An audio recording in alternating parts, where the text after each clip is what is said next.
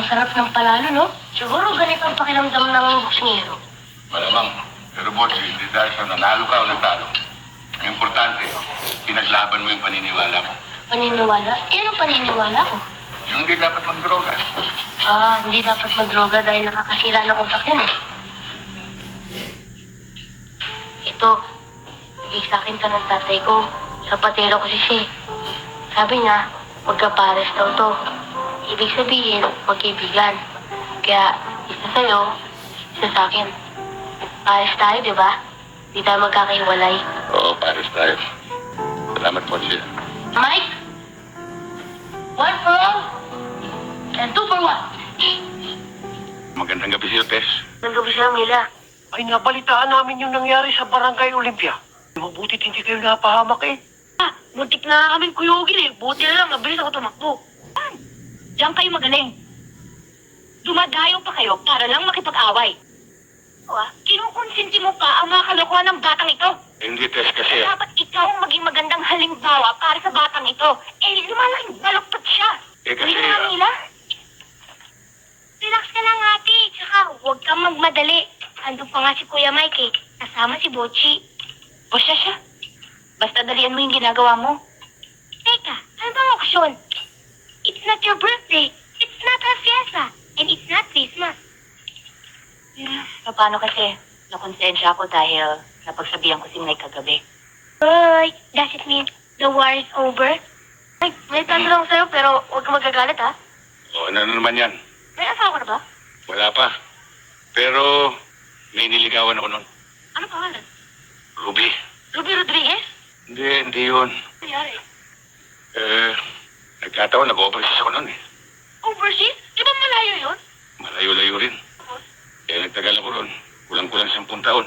Nainip si Ruby. Ayun, nag-asawa na. Eh, di biyudo na kayo. Anong biyudo? Hindi naman namatay yung babae. Ganun ba yun? Ganon yun. Mike, meron akong tatanong sa'yo. Sige. Sino mas maganda? Si Ruby o si Ma'am Tess ko? Ihamak na mas maganda yung mamtes mo. Yes! Yes! Siri. Okay. Hi, Mike. Meron akong linuto para sa inyo ni Bochi. Ako ang nag-assist sa kanya, kaya that's good. Maraming salamat, Tess. Wala na naman.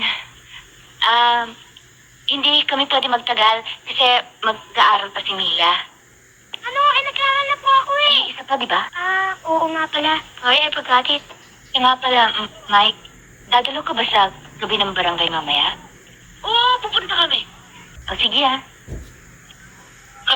My goodness. Kabayang Mike. Aba, ang pagkaganyan ang gawain ng isang talaga eh. Lasa ko may maganda kang pangitain din eh. Kapitan! Ha? Ang lasa ko, mas masarap ang lasa nito. Kaya upahan na natin. Mike, follow me. Sige. Ay, nakakaya ako pa naman ng Chairman Tine. Ay nako, Chairman. Alam ko na kung bakit lagi ka nagpapalate. Gusto mo, grand entrance. Talaga naman gusto mo magpa-star. KSP ka kasi. Ay, halika na. Sayaw na ako. Tess? Magandang gabi ho. Magandang gabi naman. Maaari po bang makuso si Tess? Kalian mo lang, ha? Sige ho. Tess.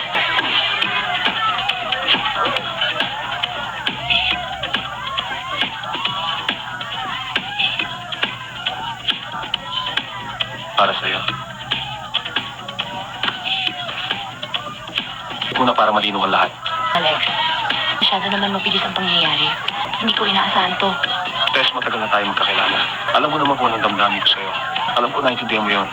Alex, kailangan ko pa ng konting panahon para makapag-isip. Dahil ba doon sa bago salta? Yung mic na yun? Alex, hindi kita maintindihan. Tess, diretsahin mo na lang ako.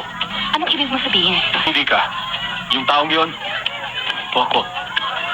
Alex, hindi ito ang tamang pagkakataon para... Hindi lang naman kita eh. Mahirap ba yun?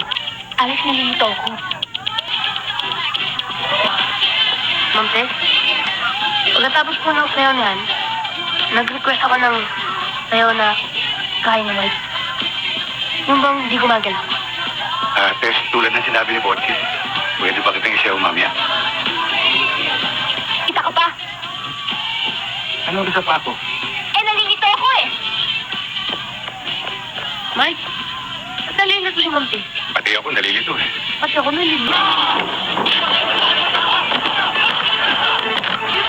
Pinapasok tayo, Chairman!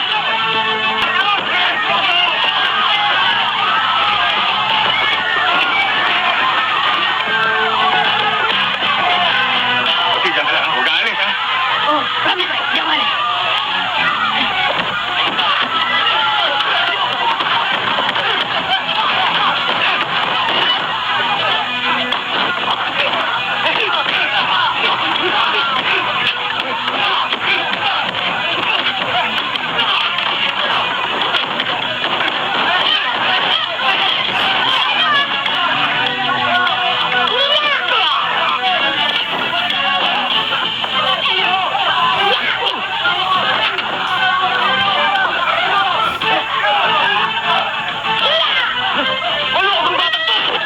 Halika dito, dali! Huwag niyo na akong gagawin.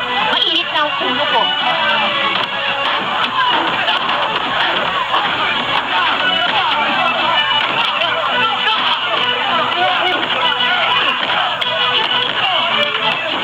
Kanina ko pa napapansin na parang galit na galit ka. Ha? Hanap ka pa ng away? Eh, parang gusto ko pa nga eh. Kalang yan eh. Tuluhan ka doon sa dalawa, no? Parang gano'n na nga. Tess, pakinggan mo ako. Kung ako na sa kalagayan mo, hindi na ako mag-iisip pa. Si Alex na kagad ang pipiliin ko. Bakit ka?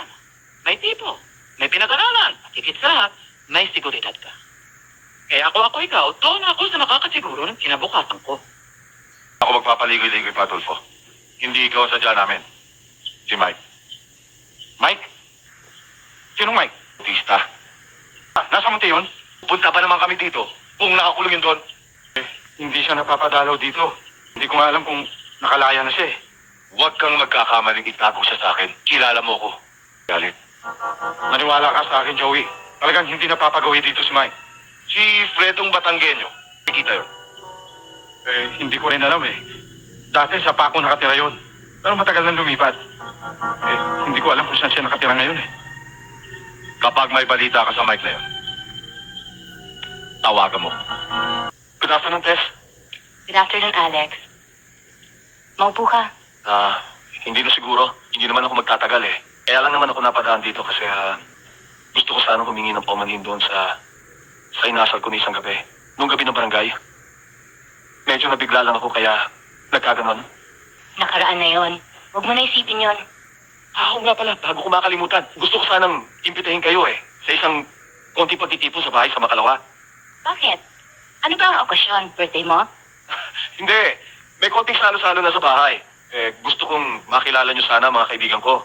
Kaya nga iniimbitahan ko kayong lahat eh. Sama mo yung mga tanod. Si Roberto. Yung mga bata. Saka si Chairman, saka yung misis niya. Saka nga pala si Mike. Huwag mo kakalimutan imbitahan si Mike, ha? Alex, salamat naman Tess at pinabigyan mo ng imbitasyon ko. Walang anuman yun. Nagpapasalamat nga kami at napasama kami sa listahan ng mga bisita mo ngayong gabi. Kaya nga naman Alex, puro bigati ng mga bisita mo. Sa tingin ko alangan kami rito. Oo, huwag niyo isipin ho yun. Alam niyo, itong gabing ito, hindi magiging ganap na tagumpay kung hindi kayo dumating. Lalo-lalo ka na, Tess. Tay, gutom na ako. Kain na tayo. Oh, Convert, mabuti pa pumunta na kayo ron. Kumain na kayo at kanina pa nakahanda ron. Sige na. O sige, maiwan ko muna kayo ate. Sige, okay. No, Tess. Bilip ka na sa akin. Alam mo, mapalad talaga yung mapapangasawa mo. Si Mike ba yun? Oo. Ang gaganda pa ng mga suot nila. Oo nga. Pero sigurado ko, hindi sa kanila yan. So, Sir Mike, Sige, 1 pro and 2 pro nga. mabuhay ka, Bochi. Mabuhay ka rin, Mike. Man, Judge, successful ang party. Alam mo, mabalik tayo sa pinag-uusapan natin kanina. Kung ako may-ari nitong 5 hectare na lote na ito, ako, mahihirapan ako.